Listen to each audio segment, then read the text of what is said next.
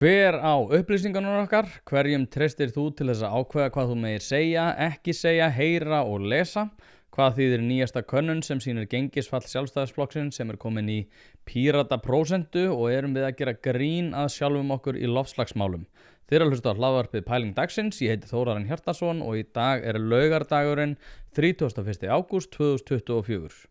Nú, ykkur að segja, þá breytti ég sniðið þessa þáttar mikið núna bara rétt áður en að ég byrjaði að taka upp, en þannig er mál með vexti að ég var búinn að skrifa nokkuð mikið upp hnífaárásir og þróun mála ungmenna, en rétt svona, hvað ég var að segja, 5 mínútum áður en ég byrjaði að taka upp, bara rétt í þessu, þá kom það í ljós að stúlkan sem var stungin á menningarnótt er látin og sem að gera það verkum að ég ætla að sleppa þeim hluta, ekki út af því að ég var að fara að segja eitthvað óviðandi, ég var meira svona í þínum breiðu strókum, en einfallega bara ég held að ég sé ekki í stuði fyrir það, mann einhvern veginn fallast alveg hendur ef maður hugsar út í þetta sko. Ég fekk símhringu frá 2 strax í kjölfarið og sem er einmitt líka feður og maður hugsa til þess bara að já, maður veit ekki, þetta er allt einhvern veginn svona, maður veit að eitthvað þarf að gera en samt einhvern veginn fallast manni hendur, en eins og segi, það er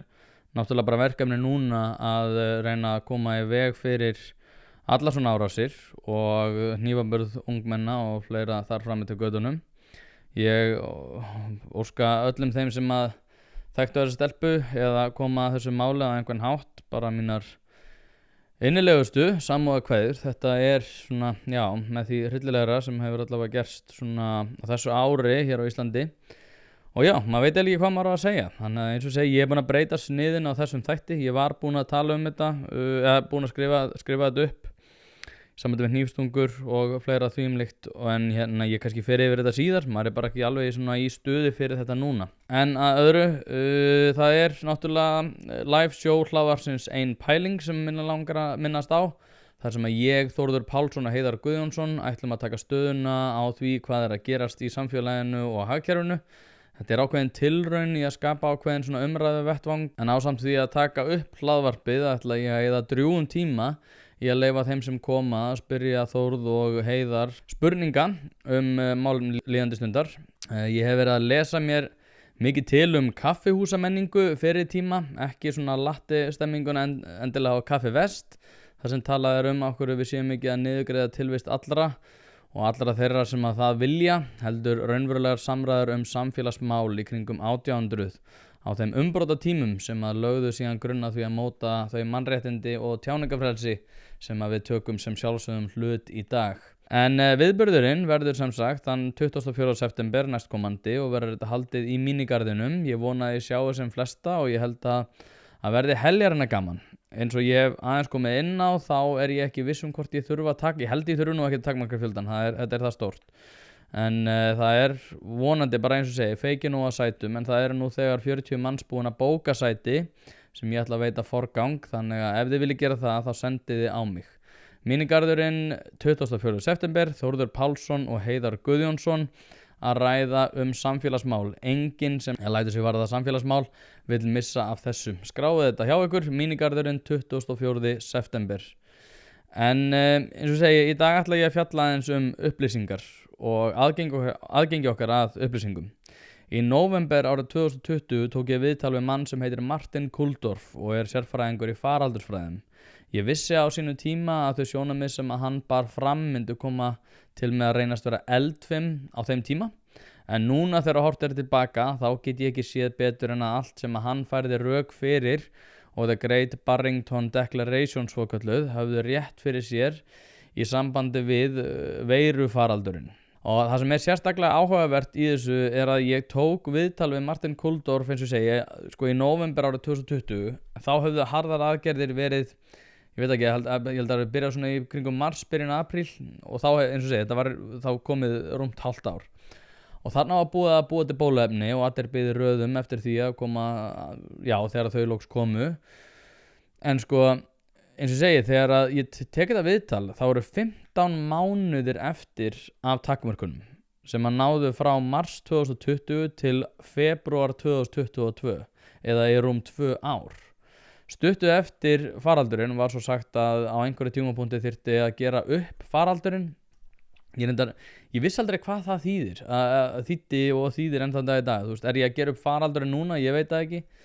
En ég einhvern veginn samt svona hugsa alltaf þegar maður heyrði þetta, var bara, þú veist, hvað þýðir það að gera upp faraldurinn? Þú veist, þetta er búið að eiga sér stað.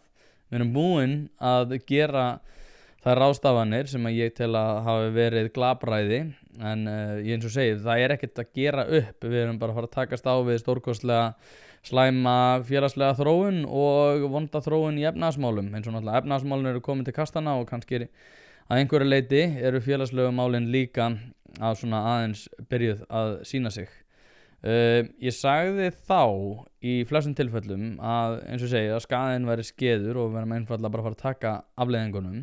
Vissilega hefði mátt skoða á svona sínum tíma hvernig við myndum koma til með að takast á við efnahagsvandan, hvað ég að segja, svona kringum svona upp úr 2022 þegar að það var mjög fyrirsjáanlegt að hvað var í vændum, en við að einhverjum ástæðum ákvaðum að við myndum vilja brotlenda með flugvélinni sem við höfum náttúrulega enga stjórn á og að við sannfærðum okkur við værum með stjórn á henni og það er það sem að við og gerðum. En út af því að við erum að tala takmarkanir og upplýsingum langar mig að spila stutt brot úr þættinum sem ég tók við Martin Kulldorff.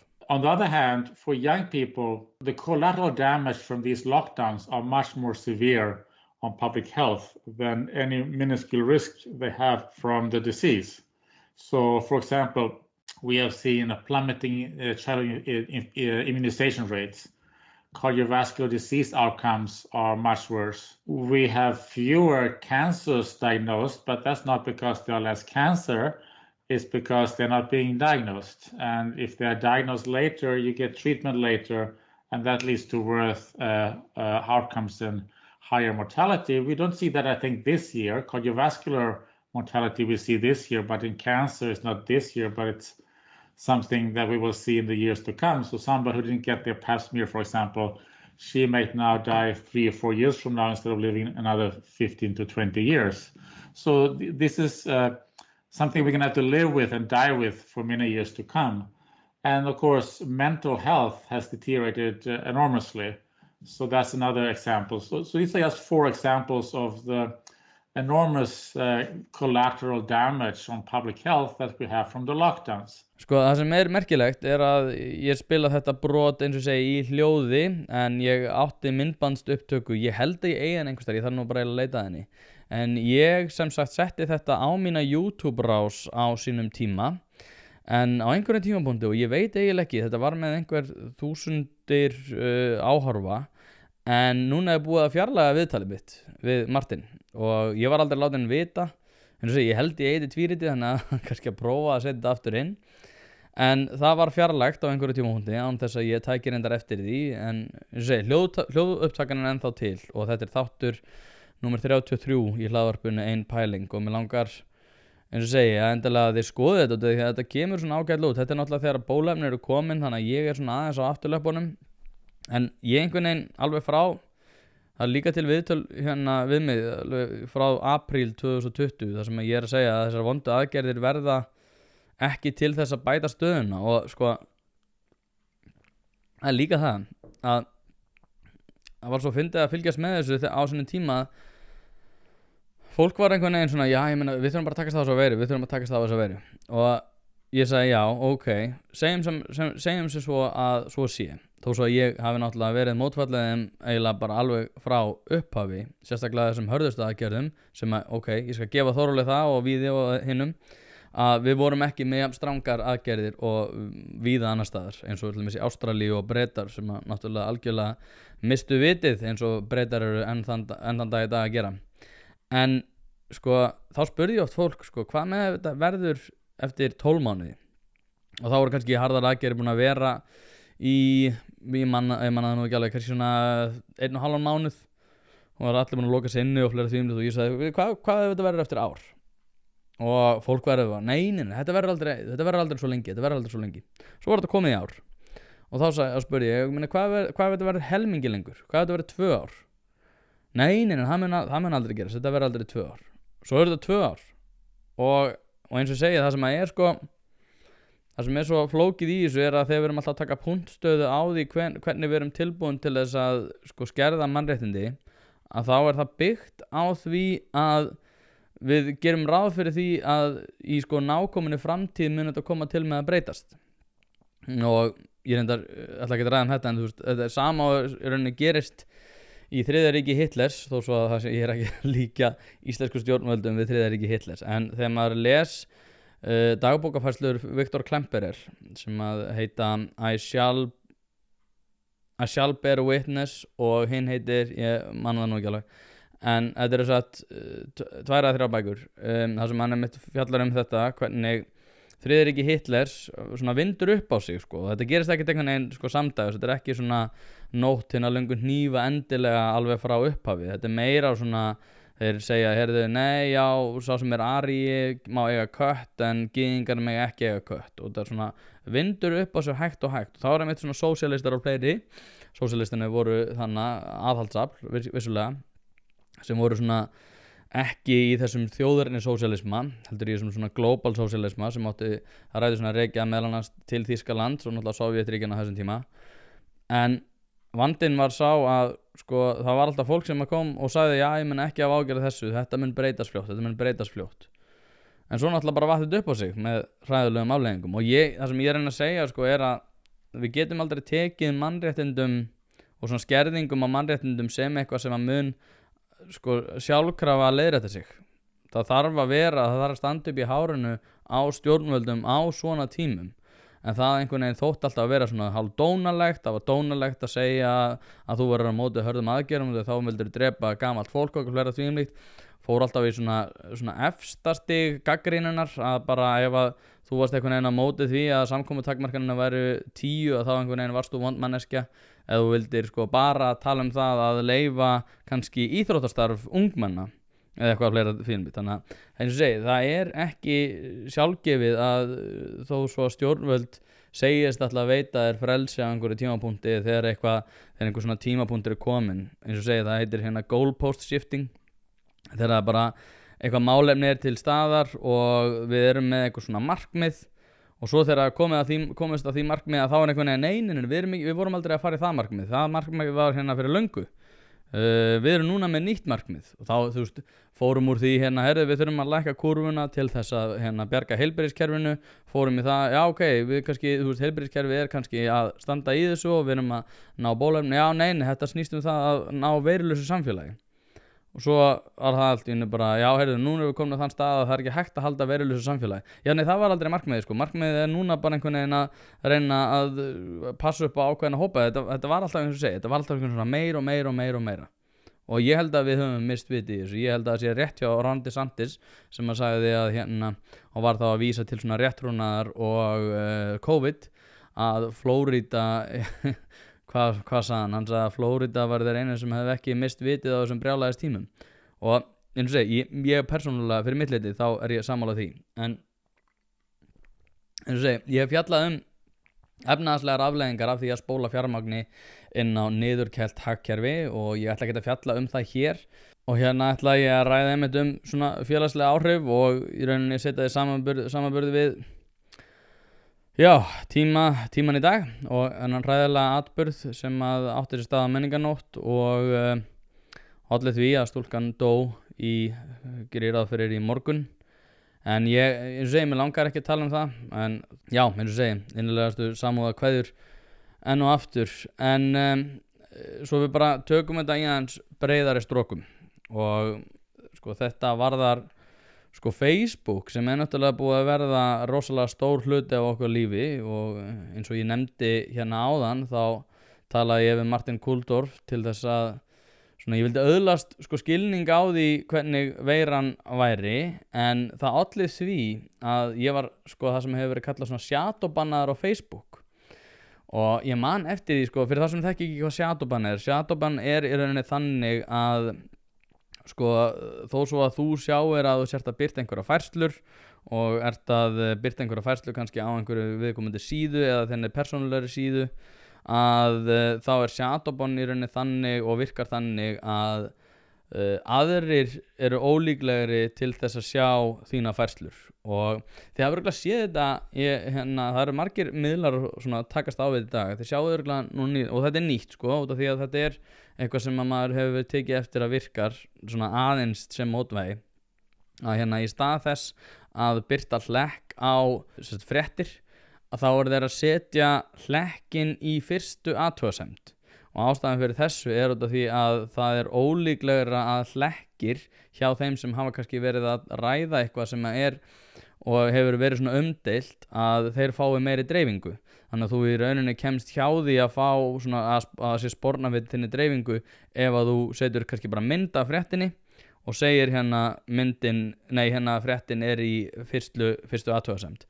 Og þetta er svona ein leið til þess að takast á við shadowban, en eins og ég segi, ég var sko harðkjarna shadowbannaður, mér gekk mjög vel með ein pæling Facebook síðuna mína, áður en ég talaði um Martin Kulldorff, en eftir ég talaði um Martin Kulldorff, og það er enn þann dag í dag, ég held ég hafi sko verið komin með einhver 500 og eitthvað fylgjendur á síðuna mína, á mjög skömmum tíma á einu ári, og í dag er hún í 600 fylgjendum.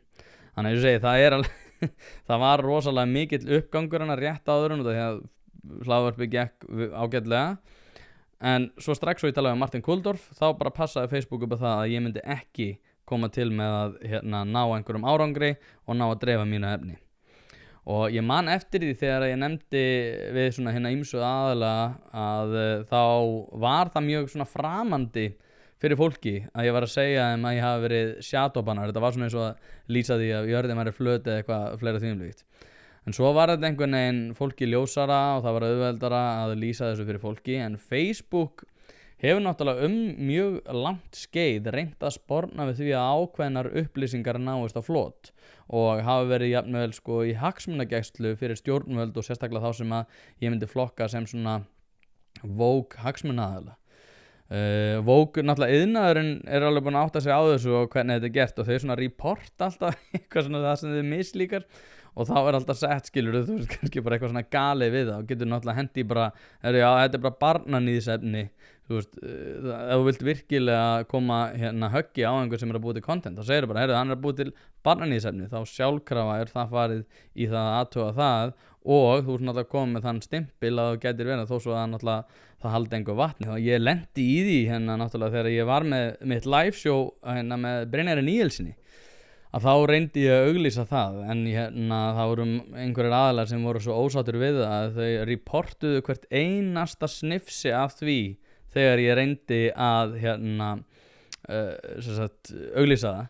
Það sem er svo merkilegt við þetta líka sko, er að ef að þú ert að auglýsa eitthvað og fær alltaf reporta þig að þá veldur það líka því að allt annað sem þú setur fram fær líka ákveðin að setja ákveðin ruslflokk og eins og segja það eru aðalega sem hafa farið yfir þetta og svona algoritman og náttúrulega ákveðinni svona whistleblowers eins og heitir sem hafa komið fram og talað um þetta og talað bara um að þetta sé nákvæmlega svona. Twitter var náttúrulega áður en að Elon Musk keypti það nákvæmlega svona, en sko það voru náttúrulega nokkur fræg dæmi það hvernig svona hulunni var svipt af þessu. Það var náttúrulega Angela Merkel bað Zuckerberg að þakka niður neikvæða umfjöllun innflytjendastefnu Þýskalands árið 2015 og það voru gagnrýnisraddir á borð við Amy Wax sem talaði afleitar afleiðingar Black Lives Matter mótmæla sem að náttúrulega eins og segi var í rauninni bara kaffært. Það var öll umfjöllun þetta skilur innflytjendastefnu og Black Lives Matter mótmælin, þau voru bara kaffært og náttúrulega sérstaklega þegar Black Lives Matter mótmælinni árið 2020 var, þá var það einhvern veginn kaffært að það var svolítið hræsni í því að leyfa fólki að mótmæla ef að það væri svona alvarleg veira, þannig að þetta tvennt fór ekki alveg saman. Umfjöllun veirufaraldurinn eins og hann leggur sig, eins og ég fjallaði að ofan og hvernig svona aðgangsstýringar í sambandi við stjórnmál og örugglega margt fleira sem að maður náttúrulega örugglega veit ekki af. Jú, það var náttúrulega kannski stærsta svona nýjasta dæmið var náttúrulega Hunter Biden fartölvumálið þar sem að samfélagsmiðlar borð við Twitter áður en að Elon Musk keypti það földu fréttir fyrir kosningar 2020 í Bandaríkjunum þar sem að Hunter Biden var að keyra einhverja viðbjóðis kynlífs og eiturlyfja ringi og eitthvað fleira og einhvern svona algjöran viðbjóð sem að fannst þess að á tölvu sem að New York Post fjallaði og þá var það eins og segi eitthvað sem mátti ekki heyrast. Það sem var náttúrulega magnaðast við það að þetta var virt tímarit og New York Post sem var að fjalla þetta, en Twitter í rauninni bannaði alla umfjöllun þetta rétt fyrir kosningar. Svo þegar maður hugsar út í þetta sko, náttúrulega Hunter Biden var orðin sko einhver sérhæfður ráðgjafi í Hvítahúsinu á pappa sinum sem náttúrulega Joe Biden, og svo fannst náttúrulega kókaín inni í Hvítahúsinu og einhver þvæla. Þetta allt einhvern veginn orðið rosalega skrítið, en það stórfréttir og ég vil meina að þetta séu einhverja stærstu fréttir sem hafa gerst allavega í ár, voru þær að Mark Zuckerberg hvaðast sjá eftir því að hafa takmarkað upplýsingar til fólks COVID-19 eftir að hafa orðið þrýstingi af hálfu Biden ríkisstjórnarinnar.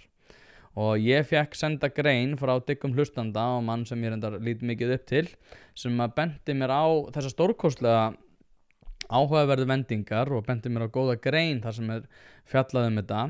Og ég sko eins og segi, ég held að við gerum okkur hvergi nærri sko nægilega mikla grein fyrir því hversu mikil áhrif það getur haft og mun koma til með að hafa á okkar líf að einhver getur takmarkað upplýsingar á samfélagsmiðlum. En ég búinn að þýða þessa grein með hjálp gervigreindar og mér langar bara að lesa hana fyrir ykkur hér. Eins og segi, ég veit ekki hvort þessi fullkomin íslenska, ég bara inn á ChatGPT, þannig að við sjáum til hvernig það fer. En hún hefst sem sagt svona: Mark Zuckerberg sagði nýlega að það væri óviðeigandi af Biden stjórninni að þrýsta á Facebook árið 2021 til þess að ritskoða efni tengt kórónuveiru faraldrinum og lofaði að samfélagsmiðlarisinn myndi hafna slíkum tilraunum í framtíðinni. Zuckerberg sagði einnig að hann hygðist ekki endurtaka aðgerðir til að styrkja samtök til að aðstoða við framkvæmd kosninga í fylkjum, aðgerð sem var gagnrýnd af repúblikönum og olli því að mörg ríki bönnuðu alla slíka starfsemi. Í bréfi til formanns dómsmálanefndar fulltrúadeildarinnar, Jim Jordan, sem fjallaði nokkur ágreiningsefni, skrifaði Zuckerberg að háttsettir embættismenn Biden-stjórnarinnar, þar á meðal frá Hvítahúsinu, hafi ítrekkað þrýst á teymi okkar í marga mánuði til að ritskoða ákveðið COVID-19 efni, þar á meðal húmor og ádeilu, og tjáð mikla óánægju þegar við samþykktum það ekki.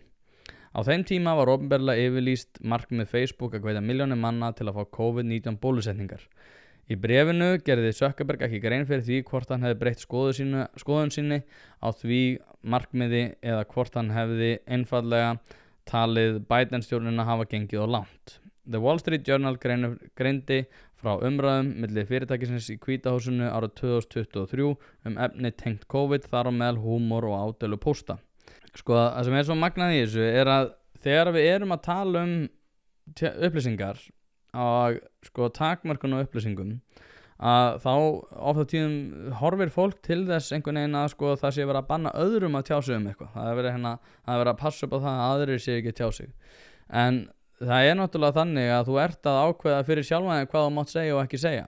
Þú ert líka ákveða fyrir sjálfan þig hvað þú megir heyra og ekki heyra. Það að segja að þú ert að gera ráð fyrir því að aðrir muni koma til með að segja frá einhverju sem að þú getur ekki heyrt. Þó svo að náttúrulega ímynd fólks af þessu sé sko að þetta hafi bara með hinn að gera. Það að segja að ef allir með stjórnvöld ganga mjög langt að þá einhvern veginn sko finnst þér það að vera ákjósanlegur fórnarkostnaður að þurfa mögulega að sleppa því að gagnrýna út af því að þetta eitthvað sem stjórnvöldum mislíkar. En það sem náttúrulega merkilegt í þessu að þetta nátengt, það að segja þetta að Zuckerberg hafi ákveðið að gefa aðeins eftir í þessu og eins og segi vinna ákveðin sigur fyrir málfrelsi.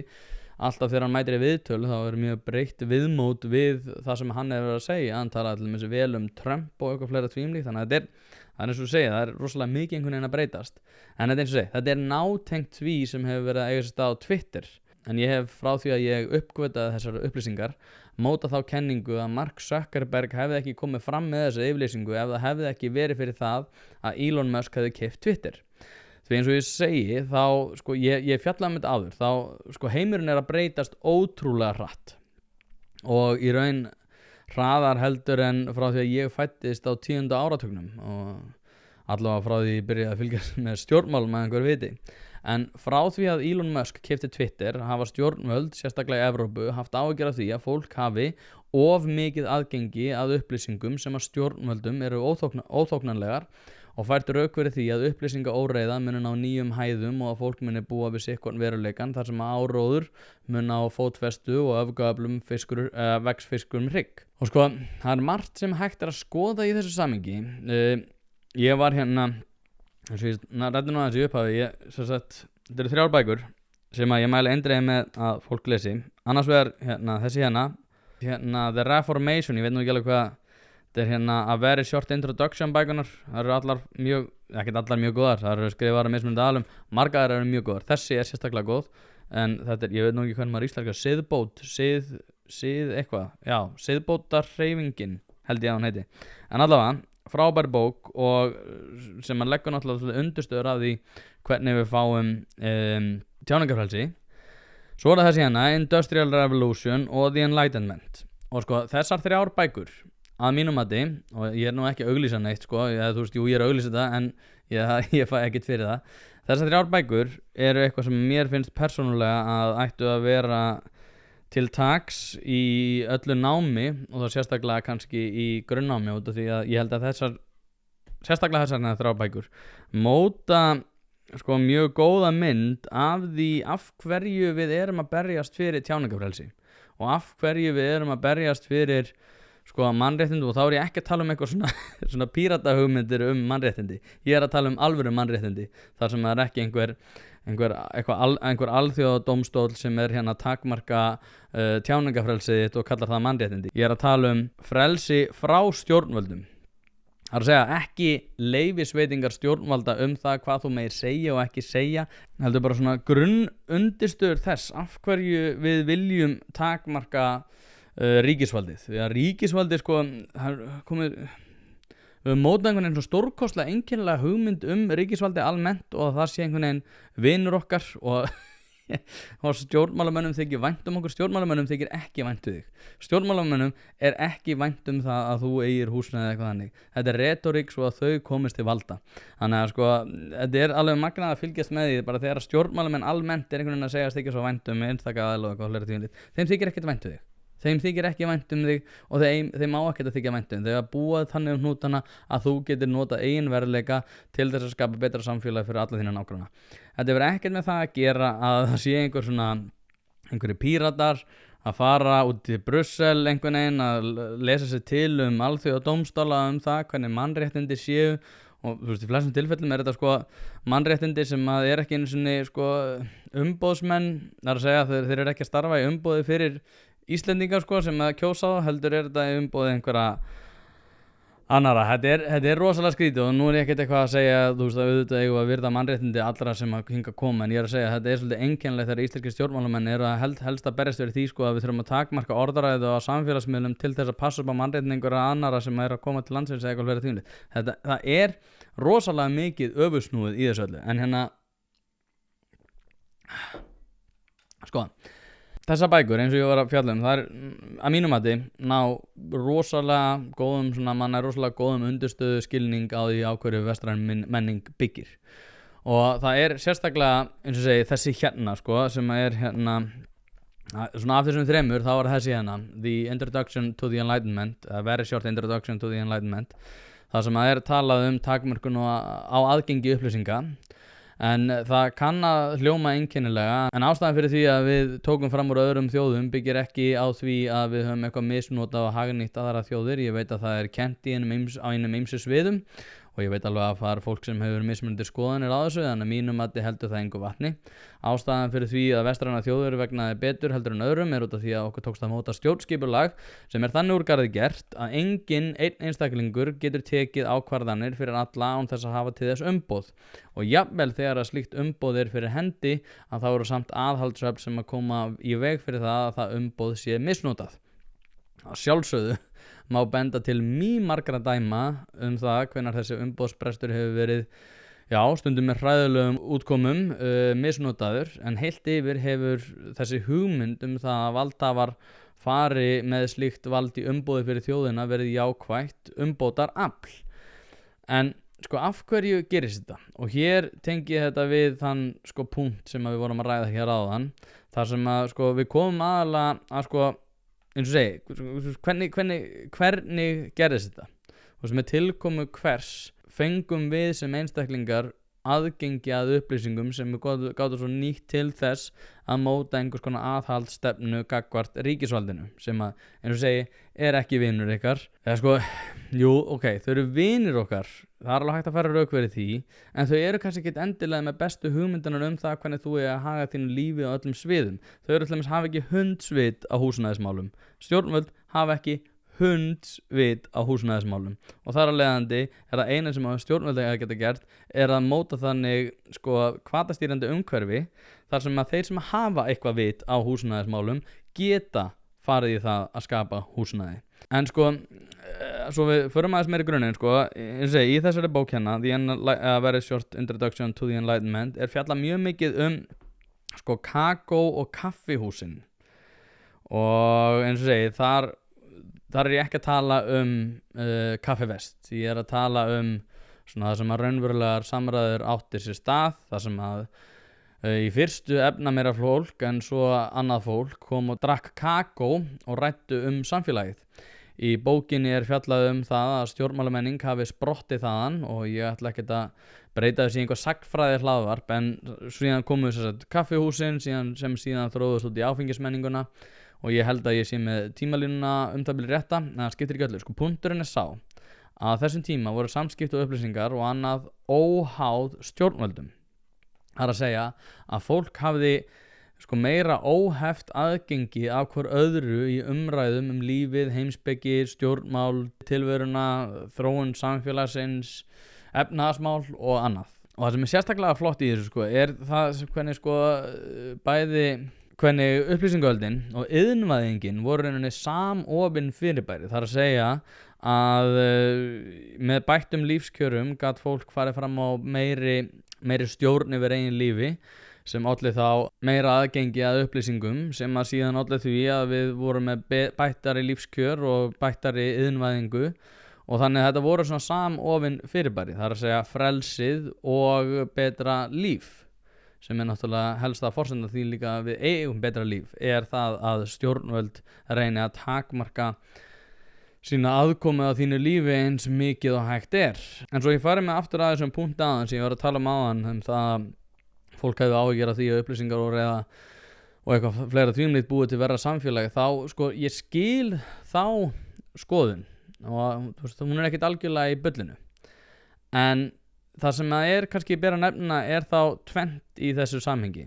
Annars vegar það hvort að við séum tilbúin til þess að finna þann einstakling sem í stakk búin til þess að ákveða hvað við megum segja og ekki segja og hvað þú mátt segja og ekki segja og ef þú ert til dæmis vinstri sinnaður sósíalisti að þá það ég meina tökum samstöðuna. Hvað með það bara ef að samstöðun gerist uppvís hatursorðræðu gagnvart fjármagnseigendum? Þá þarfum við að leggja niður samstöðuna undir þeim formerkjum að einhver kannski að senda leiðinda pósta á Þorstein Má. Maður verður alltaf að hugsa þetta í samhengi, hægt að nota þessar takmarkanir gegn mér og svo ég negla þennan punkt aðeins þá við erum að viðurkenna að við séum ekki stakk búin til þess að takast á við upplýsingarnar. Það að segja, ekki bara þegar ég megi segja það, heldur ég get ekki einu sinni heyrt það. Og þær reglur sem að við setjum öðrum kunna að reynast okkar eigin fjötrar síðar meir þegar að þessi eins og segi sömu lög eru notuð gegn okkur undir öðrum formerkjum. Þetta fyrir punkturinn og mér langar að spila fyrir ykkur stutt brot frá Christopher Hitchens þar sem hann ræðir einmitt þessa hluti. My own opinion is enough for me and I claim the right to have it defended against any consensus, any majority, anywhere, any place, any time. And anyone who disagrees with this can pick a number, get online, and kiss my ass. Now, I don't know how many of you don't feel you're grown up enough to decide this for yourselves and think you need to be protected from David Irving's edition of the Goebbels diaries, for example, out of which I learned more about the Third Reich than I had from studying Hugh Trevor Roper and A.J.B. Taylor combined when I was at Oxford. Bear in mind, ladies and gentlemen, that every time you violate or propose to violate the free speech of someone else, you, in potentia, you're making a rod for your own back, because the other question raised by Justice Oliver Wendell Holmes is simply this: who's going to decide?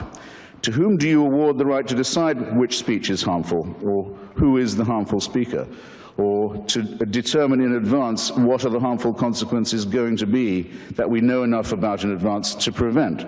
To whom would you give this job? To whom are you going to award the task of being the censor? Isn't it a famous old story that the man who has to read all the pornography in order to decide what's fit to be passed and what is fit not to be is the man most likely to become debauched? Did you hear any speaker in the opposition to this motion, eloquent as one of them was, to whom you would delegate the task of deciding for you what you could read? To whom you would give the job of deciding for you, relieve you of the responsibility of hearing what you might have to hear? Do you know anyone? Hands up. Do you know anyone to whom you'd give this job? Does anyone have a nominee? You mean there's no one in Canada good enough to decide what I can read or hear? I had no idea. But there's a law that says there must be such a person, or there's a subsection of some piddling law that says it. Well, the hell with that law then. It's inviting you to be liars and hypocrites and to deny what you evidently know already. Þá að seinni punktunum, sem að það að við munum ekki koma til með að setja tannkremið aftur inn í þessa túpu. Við erum ekki að fara að búa við þann veruleika þar sem að upplýsingum þar sem að hægt að takmarka upplýsingar og hægt að halda ákveðnum upplýsingum frá okkur. Þetta að sjálfsögðu nýr veruleiki og eitthvað sem mun koma til með að mótast með tímanum og verða vonandi betra. En erum við í alvörunni á þeim buxunum að vilja miðstýra þessu með ríkisvaldinu? Því að þegar það kemur að persónufrelsinu þá tel ég mikilvægt að spyrja sig hvaða ákvarðanir upplýsingainntöku, dagskrárvaldi og tjáningafrelsi getur þú ekki ákveðið fyrir sjálfa þig. Og það sem sérstaklega pirrandi í þessum efnum það að það sára lítill vettvangur fyrir almenna svona samfélagsumræðu að mínum mati. Ég veit að nú ég ekki að setja út á þessa útvarpsþætti og annað þvíumlíkt, en ég held að það þurfi að verða svona ákveðin svona breiðari vettvangur. Mér langar að svona kannski, þegar að koma kannski 20-30 saman og vera reyna einhvers konar heilstæðar samræður, þá myndast öðruvísi dýnamík. Það sem náttúrulega líka vandinn í þessu að stjórnmálamenn og þeir sem að starfa í stjórnmálum hafa ekki hagsmuni af því að halda fólki inn í umræðinni og svona leggja sitt að mörkum í sjálfboðalegu starfi og öðru þvíumlíkt, því að þeir eru ríkistyrtir, sem að ég eins og segi, ég tel að það sé mjög vont að stjórnmálaöfl séu ríkistyrt. Og hér langar mig stuttlega að tala dagskrárvaldið, sem að ég tel vera mikilvægasta vald af þeim öllum. Því að þegar að stjórnmálaumræða á sér stað, þá byggir hún á því að einhver setti hana dagskrá. Það er að segja að við eigum ákveðna samræður ákveðna hluti út af því að einhver vill að við eigum þær samræður. Og það sem áhugavert að hugsa þegar við erum að ræða tiltekin mál af hverju erum við að ræða þetta núna? Hver hefur hagsmuni af því að við gerum það akkurat í dag? Hver hefur hagsmuni af því að við séum ekki að ræða ákveðin mál? Og eins og ég segi, þegar við fórum í gegnum þessa veiru, þá voru svona þessi tvö mál sem að voru eins og segja efnahagslegar og félagslegar afleiðingar veirunar sem að fóru einfaldlega ekki fram. Þeim var ekki komið á dagskrá. Dagskráin snerist upplýsingafundi þar sem að rætt var ótrúlega afmarkaða þætti eins og hvort við ættum að hafa 10 eða 15 manna takmarkanir, hvað þýðir hólfaskiptingin fyrir ákveðna þætti samfélagsins, hvernig ætlum við að haga málunum ef að smitin fara fyrir neðan 30, hvað ætlum við að gera ef að smitin fara fyrir ofan 30, erum við með hlífðarbúnað, erum við ekki með hlífðarbúnað, hvenær kemur bóluefnið, hvaða hópar verða bólusettir fyrst, hversu mikla starfsmannaveltu getum við haft á heilsugæslunum og svona allar þessar umræður náðu ótrúlega mikilli dýpt og 1000 klukkustunda fóru í að rökræða þetta allt og náttúrulega í fjölmiðlum og fleira, en við fórum rosalega sjaldan í bara svona hvað þýðir þetta? Hvað afleiðingar hefur þetta á hagkerfið í heild? Mun koma verðbólga? Munu húsnæðismálin fara í klessu? Geta það kallast mannréttindi ef að stjórnvöld geta kippt úr sambandi þegar þeim hentar? Ættu þau þá ekki að kallast mannleyfi í staðan fyrir mannréttindi? Því að sko mannréttindi byggjað því að hafa rétt til þess að móta eigin valdheimildir. Ef að valdheimildir eru teknar úr sambandi þegar stjórnvöldum hentar, þá erum við bara með leyfi fyrir því að nota okkar eigið persónufrelsi. Og frelsi er náttúrulega eiginlega bara rangnefni í öllu sem við kemur þessum málum. En hérna, sko, já, ég veit ekki alveg hvernig við gerum upp faraldurinn. Kannski er þetta hluta því, kannski er þetta einhvern veginn hluta því að gera upp faraldurinn og kannski að það að gera upp faraldurinn, ég meina eins og ég hef nú sagt, ég sagði nú Þóról senast þegar ég hérna hitti hann, sem að mér finnst bæði frábær, mér finnst Þóról mjög frábær, ég kenni honum ekki mikið, mér fannst alveg mér fannst stórundarlegt hvernig hann tjáði þessu stundum, en ég meina honum finnst örugglega skrítið hvernig ég tjáði mig stundum, en sko stjórnvöldin voru þau sem að ég bendi svolítið á og þess vegna er rosalega einkennilegt þegar einmitt sko, maður man eftir þegar Katrín var í þegar hún var að vera í ríkisstjórnina þá var hún, þú veist, það var bara stundum bent á bara hérna, já en það var náttúrulega að veira eins og það hafi verið einhver svona afsökun. En tölum aðeins hérna íslensk stjórnmál. Það hefur verið áhugavert að fylgjast með pólitíkinu núna, en Samfylkingin náttúrulega eru búin að vera að reka sína kosningabaráttu mjög lengi og með augljóslega góðum árangri. Það sem er kannski líka áhugavert í þeim efnum er að Kristrún er að ráðast gegn veikum sjálfstæðisflokki og mun örugglega gera það í auknum mæli. Hún er eins og ég hef verið að fjalla að beita sig fyrir því að ná ákveðinni atvinnulífsímynd sem að hefur lengi, já, hefur reyndar ekki verið mikið svona viðloðin við endilega Samfylkinguna. En Kristrún er sem búin að vera að fara til mismunandi fyrirtækja og birtir að þeim myndir þar sem hún er í heimsókn með smáum og stærrum fyrirtækjum með svona hard hat, svona alvöru svona blue collar þema. En núna er hún enn og aftur að gera atlögu að Sjálfstæðisflokknum með því að ætla einnig að taka á afbrotamálum sem að fólk hefur náttúrulega síauknar áhyggjur af, eðlilega, eins og ég kom hérna inn á henni upphafi. En hérna er stutt myndband sem að Kristrún birti fangelsismálin. Ég lít á það sem jafnaðarmál að styrkja löggæslu í landinu. En það vitum við á hverjum það bitnar þegar lögreglan er undirmönnuð og ákæruvaldið vanrækt. Það kemur harðast niður á þeim sem er í viðkvæmri stöðu. En á meðan landsmönnum hefur fjölgað hratt, samfélagið breyst og verkefni lögreglu orðið flóknari, þá hefur ríkisstjórnin sofið á verðinum. Við megum ekki missa tökin á þessum málaflokki. Samfylkingin vill styrkja löggæslu og ákæruvald í landinu. Með fjölgun lögreglumanna, hraðari málsmeðferð og meiri sýnileika lögreglu í þágu öryggis. Og hérna er svo myndband þar sem að hún er að fjalla lögreglumálin. Ástandi í fangelsunum er ekki boðlegt. Öryggi er ekki tryggt, þannig að fangavörðum er gert ómögulegt að sinna sínu mikilvæga starfi eins og best verður á kosið. Húsakostur er löngu úreltur og jafnvel dæmi að fangelsisdómar fyrir alvarleg afbrot falli niður vegna plássleysis. Þetta er staðan eftir 11 ár undir stjórn Sjálfstæðisflokks. Samfylkingin vill styrkja þær stofnanir sem halda uppi lögum og reglu í landinu. Ég lít á það sem eitt af lykilverkefnum næstu ríkisstjórnar. Sko, PR-ið í þessu finnst mér mjög gott. Byrjar á svona, svona tortryggnis kompás þema. Það sem er svona eins og segið, maður verður svona sjálfkrafa áhyggjufullur bara á því að heyra þetta. En svo kemur einhver auglýsingur og einhverju fasteignaauglýsingu þegar hún er að kynna eins og segið stefnu Samfylkingarinnar. Mér finnst þetta mjög fyndið PR, þetta er svona jafnvel eins og maður hefur séð svona í kosningabaráttum í Bandaríkjunum, þar sem að þau eru eins og segja að reyna að byggja á því að pólitískir andstæðingar hafi sko gert ríkin og náttúrulega svona landið í heild miklu óöruggra og þau munu koma til með að bjarga því. Og þetta er verulega áhugavert því að það virðist vera sem að svona, eins og segi, svo Kristrún er kannski að sækja fylgi frekar til hægri heldur en vinstri, það er hægt að fara rauk fyrir því sem að er eflaust skynsamlega svona leið því að eins og ég hef fjallað áður þá er framtíðin hægri sinnuð og það er ekki erfitt að lesa það í þetta því eini flokkurinn sem að er nefndur á nafn er Sjálfstæðisflokkurinn í þessum auglýsingum. En ég var að hlusta samt, sko, vinstri og hægri, þetta er orðið svo skrítið einhvern veginn, ég var að hlusta á hérna viðtal þar sem að Jóhann Páll og Gunnar Smári voru til viðtals hjá Ingvar og Hafdísi í morgunútvarpinu á Rás 2 þar sem að Gunnar Smári var að svona reyna að keyra einmitt á þeirri hugmynd að svona Samfylkingi væri orðin hægri sinnuð.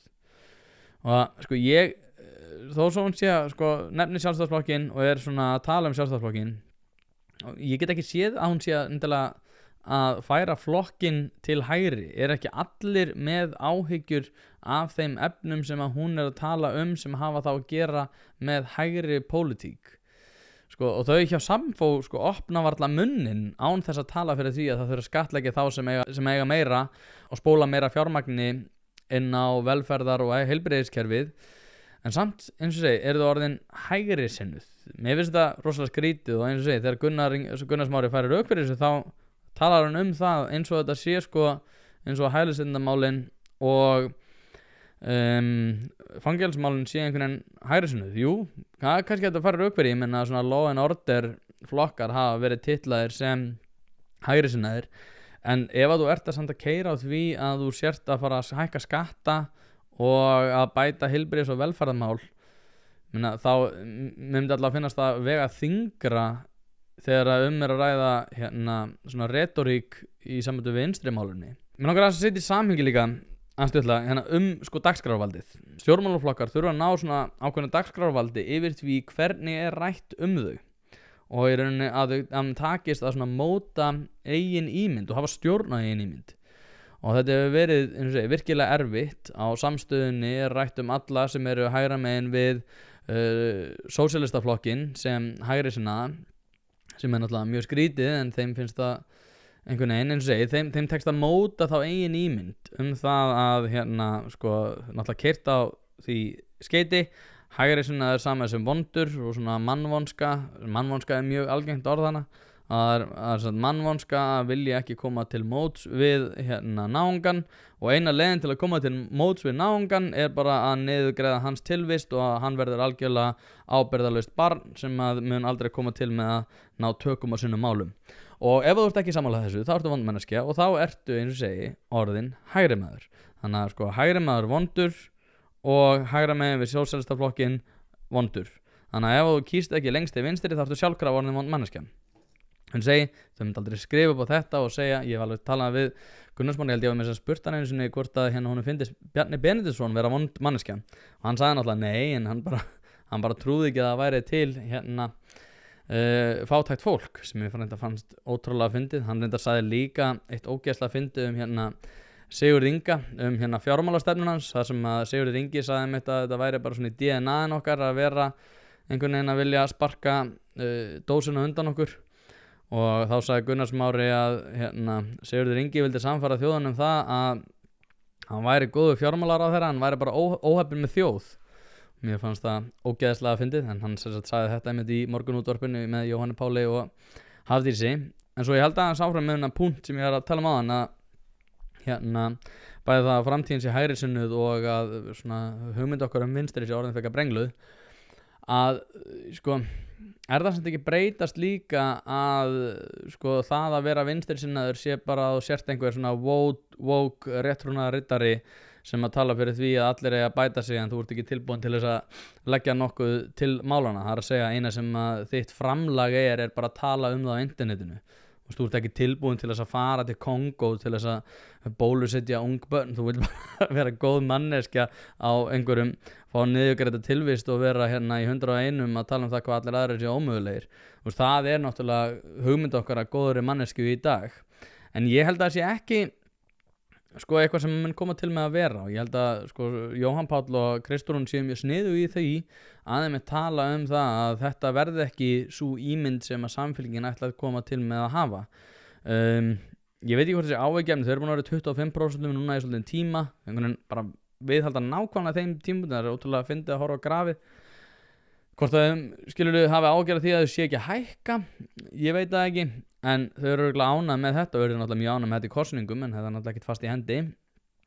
En fyrir sjálfstæðismenn er þetta náttúrulega áhyggjuefni, og svona þeir mælast núna með 13,9% í nýjustu skoðanakönnunum, og það er alveg spurning hvernig sjálfstæðismenn ætla að reyna að bæta ráð sitt. Það er náttúrulega flokksráðsfundur núna yfir helgina. Það verður áhugavert að sjá hvort að koma eitthvað upp úr því eða ekki. En það sem að sko heyri náttúrulega sko frá forystu Sjálfstæðisflokksins er svolítið skrítið. Alltaf þegar þeir koma og ræða málin sjálfan sig, að þá segja alltaf já, það vantar bara að við séum að kynna okkar áherslumál út af því að sjálfstæðisstefnan svo aðlaðandi og góð og ég hugsa alltaf bara hvað með framkvæmana? Hvað með að bara upplifa í einn dag þar sem talað efnahagsmál, þar sem kemur ekki fram að kostnaður við einhverja framkvæmd hafi ekki tvöfaldast frá því síðast eða við heyrðum frá því. Sko ég talaði þau fjölmörgu dæmi sem að hafa komið fram opinbera framkvæmdir á undanförnum misserum sem hafa með allar einhvern veginn tvöfaldast eða þrefaldast. Það er alltaf 2,0 eða 3,0 og stutt eftir ég gaf út það viðtal að þá kom fram að nýja fangelsið sem að Guðrún Hafsteinsdóttir dómsmálaráðherra hefur komið fram að þá bara bingo, það búið tvöfaldast líka. Það bara bókstaflega bara upp á komu úr 7 milljörðum í 14 miljard. Nei, 7 milljörðum í 14 miljarda. Og eins og ég segi, ég veit ekki hvað eftir að gerast á næstu mánuðum til þess að einhvern veginn þetta verði betra. Sjálfstæðismenn þurfa ekki bara að kynna sína stefnum, að það líka finna fyrir henni. Og ég segi, bara hvað með að fylgja stefnunni? En svo ég tengi þetta við það umræði sem við vorum að taka í dag, að þá held ég að sé sko mikilvægasta sem að flokkarnir munu koma til með að gera næstunni eins og segja að bara móta narratífið sjálfa sig og það mjög mikilvægt að dagskrárvaldið og narratífið eigin ímynd stýrist af sjálfum sér og ég var að hlusta á Bjarna Benediktsson nýlega og reyndar Óla Björn Kárason verja einmitt það hvernig Sjálfstæðisflokknum hefur svona vegnað á þessu kjörtímabili, skattar hafa verið lækkaðir og þeir hafa svona bætt útlendingamál og það alveg rétt að sko Sjálfstæðisflokkurinn hafði miklar áhyggjur af útlendingamálinu löngu áður en allir aðrir menn það var allir bara sem að höfðu einhverjar efasemdir það að við getum haft nánast svona opin landamæri og við þurftum eitthvað að takmarka aðgang þeir voru bara kallaðir rasistar og það var bara einhver gólandi málþófin á Alþingi þannig að sko eins og segi það 100% skrifast á hina flokkana að undanskildu miðflokknum að það hafi ekki verið tekist á við þetta. Það alveg magna til þess að fylgjast með flokki sem segist vera hægri eins og Viðreisn sem að byggja bara á því, já, nei, þið voruð allan tíman með dómsmálaráðuneyti þannig að þetta bara þegar þessar umræður byrjuðu fyrir ekki svo löngu, það að segja byrjuðu einhverja alvöru, þar sem hafa tekist á við þessar alvöru, þá mætti Þorgerður Katrín yfir pontu og sagði að við ættum ekki að vera að reyna að byggja okkar stjórnmálaskoðanir og pólitík á þessu málefni og ég hugsaði alltaf bara, þetta pólitíkin og stjórnmálin í allri Evrópu þetta ótrúlega stórt málefni í allri Evrópu hefur sko ótrúlega mikil áhrif á alla Evrópu en það hafa öllum Evrópuríkjum mistekist að keyra á þessari svona inngildingar multicultural stefnu þannig að það ríkisvaldsins og stjórnmálana að svara því hvernig þau ætla að gera það án þess að klúðra því út af því að það þarf að vera þá byggt á einhverjum konar öðruvísi hugsun heldur en eins og já, ég ætla bara að leyfa mér að segja öllum öðrum Evrópuríkjum, það hefur engum tekist að gera þetta vel það var alltaf að tala Svíþjóð, já nei, svo ekki Svíþjóð að gera þetta vel, svo að tala Bretland, já nei, Bretland klúðruðu sér líka mjög svona bersýnilega núna líka, maður að segja mikið að samfélagsmiðla sem gerst í Bretlandi, þá byrja að tala Noreg og núna eru blikur á lofti í Noregi og mjög svona svartsýna spár þannig eins og segi, það þarf að vera einhvers konar hugmynd það hvernig við gerum þetta þá vel ef það hægt að gera þetta vel en svo ég tala nú aftur Sjálfstæðisflokkinn og það að einhvern veginn að vilja kynna sína stefnu, þið hafi haft rosalega mikinn tíma til að kynna eitthvað stefnu vandinn að mínum að þetta sá, ef ég á að vera leiðilegur þá eru of margir á þingi í dag sem hafa kannski ekki endilega grundvallar skilning af hverju sjálfstæðisstefnan sem þeir tala svo mikið fyrir sem byggir því að atvinnufrelsi og að takmarka ríkisvaldsins ég held að það eru of margir á þingi sem hafa ekki endilega skilning á gildunum og allavega ekki mjög djúpan innan Sjálfstæðisflokksins og þetta náttúrulega á við fleiri flokka en ég menna þeir eru ekki að reyna að keyra á þessari stefnu en eins og segi, við sjáum til hvernig þetta fer kannski tekst Sjálfstæðisflokknum að móta eigið narratív en svo ég gefi þeim nú líka prik þá eru þarna menn eins og ég segi og Brynjar Níelsson og Óli Björn Kárason sem að hafa kannski ekki endilega mikla vikt eins og forystan í þessari á þessu þingi og í þessari ríkisstjórn sjálfsögðu en eins og segi, ég held að þar sé svolítið hundurinn grafinn því að forysta Sjálfstæðisflokksins hefur ekki verið mikið í því að sko tala fyrir einhvers konar þar, jú, að hendi svona slagorð eins og, jú, við viljum frelsi, ég vil að fólk taki eigin ákvarðin, atvinnulífið undirstaðan, en svo bara mikið af einhverjum moði það að réttlæta ýmsu bullverk ríkisstjórnarinnar eða segja bara í rauninni ekkert það, eins og munið þegar mannréttindastofnun var sett á laggirnar. Þetta er eiginlega bara fullkomið dæmi. Af hverju kemur ekki einhver frá forystinu og segir mér þá bara að útlendingamálin hafi verið fengin í staðinn. Ég vil að það sé hort í augun á mér á meðan að það er sko, já. En það er bara einhvern veginn dansaði kringu það í viðtölum þegar allir vita að þetta mál sko er eitthvað sem að allir sjálfstæðismenn hata.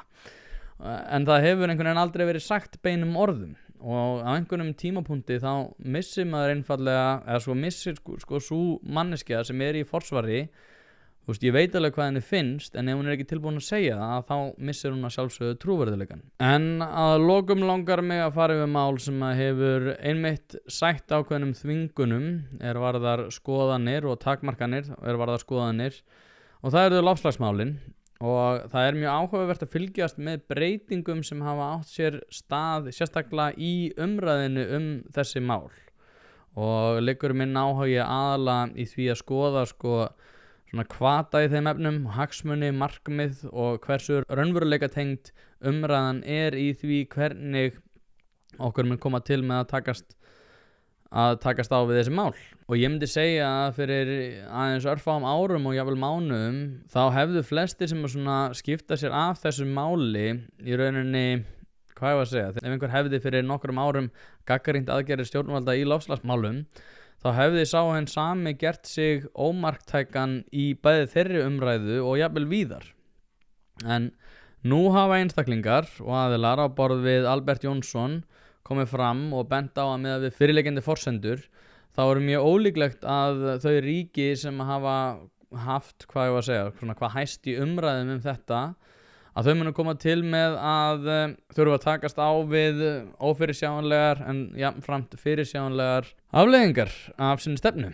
Og ég ætla að lesa stuttlega úr pistli sem að kom út nýverið eftir Albert Jónsson, þar sem að lýsi því hvað áhrif þetta mun koma til með að hafa ef að við stöndum við þau atriði sem við höfum sagst ætla að gera í loftslagsmálunum á næstu árum. Og titilgreinarinnar sem sagt loftslagsstefna Íslands í ógöngum og samræmast ekki grundvallarreglum í alþjóðastarfi. Og þetta sem sagt, ég ætla að lesa brot fyrir ykkur og þetta sem sagt í nánast í upphafi greinarinnar og lestur hefst. Sá grundvallarmunur á Íslandi og í öðrum ríkjum að hlutfall endurnýjanlegrar orku í íslenskum orkubúskap þegar mjög hátt, miklu hærra en í næstum öllum öðrum ríkjum. Það hjálpar Íslandi þó ekki að ná í yfirlýstum markmiðum kolefnishlutleysi Íslands 2040. Hið háa hlutfall endurnýjanlegrar orku veldur því að þvert á móti að Ísland á færri kosti en önnur ríki til að minnka umtalsvert losun með þeirri undantekningu sem losun frá framræstu votulendi. Að ná markmiðinu með endurheimt votlendis með því að fylla framræstu skurði hins vegar að tálsýn, meðal annars og einkum vegna aðferðafræðilegar óvissu árangur af því fyrir loftslagið. Af þessum sökum möguleika til að minnka losun á Íslandi orðnir fáir. Ólíklegt má telja að vilji verði til þess hjá íslensku stjórnmálamönnum, fyrirtækjum og samfélagi að bera slíkan kostnað og það umfram aðra. Auk beins kostnaðar fyrir samfélagið vegna aðgerða til að minnka losun þyrftu ríki og fyrirtæki að kaupa losunarheimildir í stórum stíl á alþjóðamarkaði í flestum tilvikum af ríkjum sem stæðu Íslendingum langt að baki í nýtingu endurnýjanlegrar orkugjafa. Og svo fjallar hann meðal annars svona stöðu okkar í ESB og svona hvaða þýði fyrir okkur að vera að taka þátt í þessu. En það sem svo magnað í þessu að hann nefnir seinna í pistlinum að árið 2009 þá höfum við í rauninni bara umbreytt okkar afstöðu í þessu og að framan af, eins og hann nefnir, hvíldi loftslagsstefna Íslands á áherslu á sérstöðu landsins í orkumálum og í krafti hennar fengum við undanþágur á alþjóðasamningum loftslagsmál. Og það þetta sem að mér finnst algjörlega magnað, því að ef við til dæmis núna að byggja þetta á prósentuhlutföllum, að þá þýðir það að við eigum miklu erfiðara heldur en önnur lönd að minnka okkar olíunótkun ef að hún er mjög lítil fyrir. Það ætti að liggja ljóst fyrir að við eigum að sjálfsögðu að benda á að við höfum hagað okkar orkumálum þannig að við erum með endurnýjanlega orku. Þannig að sjálfsögðu ættum við ekki að vera að taka þátt í einhverju verkefni sem að hvetja þess að fólk hagi sínum málum þannig að það minnki losun ef að það hefur alltaf gert það. Við hljótum þá, eins og segja, að gera kröfu á það að við byrjum á einhverjum öðrum stað. Og eins og Albert bendir á, þá virðist það hafa verið þannig í upphafi, eins og ég segi, árið 2009, en að við höfum einhvern veginn bara breytt því. En ég ræddi þessi mál við Albert á sínum tíma, það er að segja, fyrir ekki svo löngu, og kannski fyrir þá sem að þekki ekki Albert Jónsson, þá var hann einn af okkar fremstu mönnum á sviði alþjóðamála, að mínum mati sá fremsti, og það sérstaklega þegar snýr að því að skilja alþjóðakerfið. Og það sem ég vil að komi fram í þessum málum er að pistillinn sem ég var aðeins að vitna í hérna er ekki Albert að lýsa einhvers konar þekkingu á loftslagsmálum eða veðurfari. Hann er að benda á þær pólitísku og stjórnfarslegu forsendur sem eru fyrir hendi sem að gerir okkur grein fyrir því að það er nánast ómögulegt að standa undir öllum þeim kvöðum sem við höfum lagt á sjálf okkur ef að við höfum ekki einhvers konar öðruvísi fyrirkomulag heldur en önnur lönd út af, eins og ég segi, svo aftur, út af þessum endurnýjanlegu orku sem við nú þegar erum með. Hér er brot úr viðtalinu sem ég tók við hann þar sem við förum meðal annars yfir þetta og hvað þýðir að vera í kerfi fullvalda ríkja og hvað vald til þess að framfylgja loftslagsaðgerðum þýðir. Eitt sem loftslagsmálinn fel í sig, eins og ég segi, alþjóðakerfið er fullvalda ríki og við erum hérna fullvalda ríkin og það má enginn hafa neginn verið að hlutast til okkar mál og eitthvað svona nema við séum búin að samþykkja það í einhverjum samningum eða lögum og svona. Loftslagsmálinn, pælið við, að minnka losun gróðurhúsalofttegunda, það er feikilega dýrt eins og allir vita, það er bara þannig. Að það er ekki bara dýrt, það felst í þessari hugsun gífurlega mikið inngrip og íhlutun í innanlandsmál ríkjana í alþjóðakerfinu og það eru sárustu tagnar á staðnum, það vill það enginn og svo er náttúrulega bara mikið af því sem sagt fyrir loftslagsmál er bara að segja reynda, bara blaður, bara retorik. Það er eins og ég segi, þetta er bundið við rosalega óljós verkefni í tortrygnari heimi. Og hvað þýðir það? Það þýðir það að ríki sem er að reyna að hugsa fyrir eigin hagsmunum munum ganga eins langt í því að gæta eigin hagsmuna áður en að fara að hugsa hagsmuna heildarinnar. Og hvaða ríki eru það nú einmitt sem eru að menga mest en eru líka á þeim buxunum að þau séu skuldbundin eigin borgurum sem hafa sögulega ekki búið við þau lífsgæði sem að vestræna þjóðir hafa búið við? Jú, það eru Kína og Indland. Hér er annað myndband úr sama viðtalið sem að ég og Albert ræddum nákvæmlega þetta. Að vinna í þessu eins og við erum að gera, minnka losun gróðurhúsalofttegunda, sama hvað kostar, það verður aldrei nein pólitísk eining það.